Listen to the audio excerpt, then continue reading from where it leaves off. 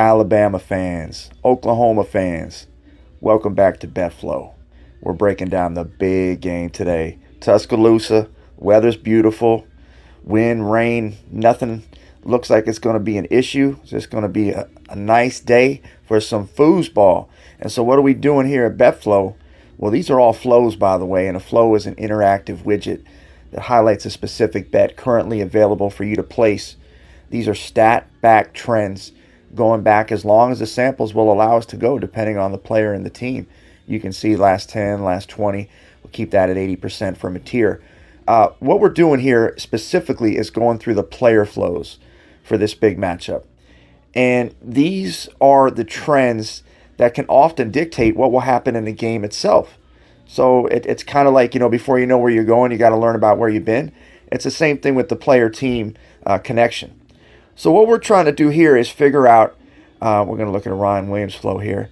What we're trying to figure out is, okay, we know that Alabama could not run against LSU. And Alabama has not broken 30 points in several games. And, they haven't been able to really get cooking on offense, but they've been winning.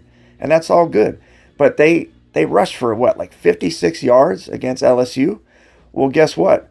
Oklahoma, the on the opposite end of the spectrum, they gave up, 60 yards, 63 yards, something like that to Tennessee. So they're stopping the run and running the ball.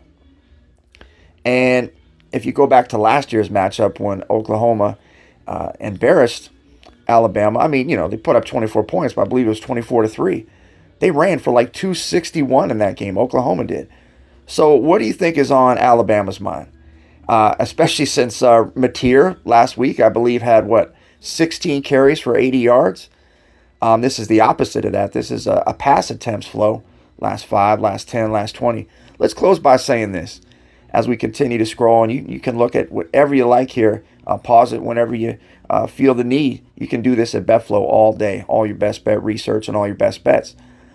I really look at this from a standpoint is that Alabama's defense is not going to allow in any way, shape, or form.